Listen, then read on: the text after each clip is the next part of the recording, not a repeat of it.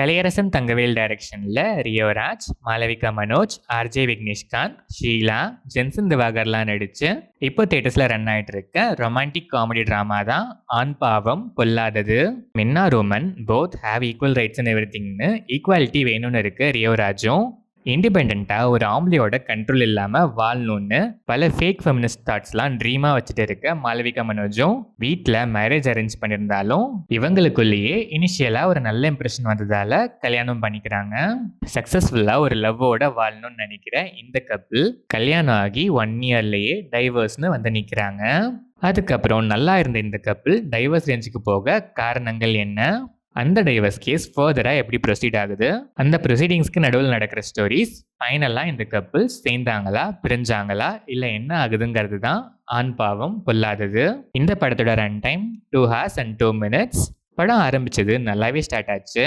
போக போக டீசெண்டாக பெருசாக லேக்ஸ்லாம் இல்லாமல் ஹியூமர்லாம் நல்லாவே ஒர்க் ஆகி பல காமெடிஸ் நல்லாவே சிரிக்கவும் வச்சுது. ஃபர்ஸ்ட் ஆஃப் நீட்டாகவே ட்ராவல் ஆச்சு. பல மூமெண்ட்ஸ் ஆர்ஓஎஃப்லாம் இருந்துச்சு. அல்டிமேட்டு ரியலிஸ்டிக்காக கனெக்ட் ஆகிற மூமெண்ட்ஸ் எக்கச்சக்கமாகவே இருக்குது.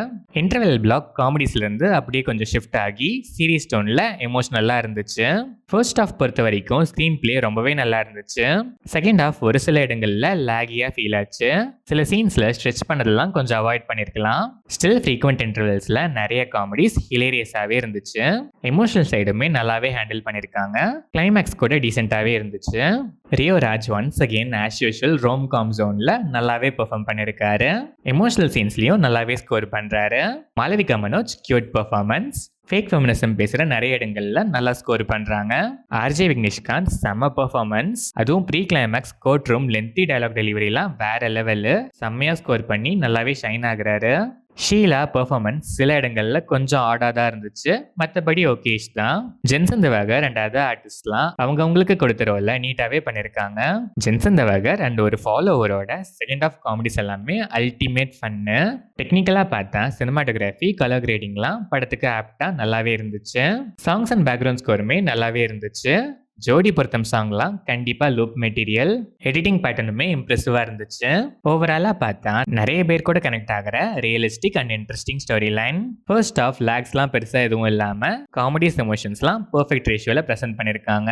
செகண்ட் ஆஃப் சில இடங்களில் லேகியாக ஃபீல் ஆனாலும் அப்பப்போ நல்லாவே சிரிக்கவும் வச்சுருக்காங்க. எமோஷனல் கனெக்ட்டுமே ஸ்ட்ராங்காகவே இருக்குது. ஸ்டில் செகண்ட் ஆஃப் ஃப்ளாஸில் இன்னும் கொஞ்சம் ஒர்க் பண்ணியிருந்தா இன்னுமே பெட்டராக இருந்திருக்கும். கிளைமேக்ஸ் டீசென்ட் தான். 2 hours ஷார்ட் ரன் டைம் இந்த படத்துக்கு ஆடட் ப்ளஸ். ஃபேக் ஃபெமினிசம் ஆங்கிளில் மோஸ்ட்டாக எடுத்துக்கிட்டு இன்ட்ரெஸ்டிங்காக பண்ணாலும் both male and female side ஜஸ்டிஸையும் பேலன்ஸ்டாகவே ப்ரெசென்ட் பண்ணி வந்திருக்க ஒரு நீட்டான என்டர்டெய்னர் தான் ஆண் பாவம் பொல்லாதது. ரியலிஸ்டிக் என்டர்டெய்னர் லவ்வர்ஸ் கண்டிப்பாக மிஸ் பண்ணாமல் ஒன்ஸ் ட்ரை பண்ணலாம்.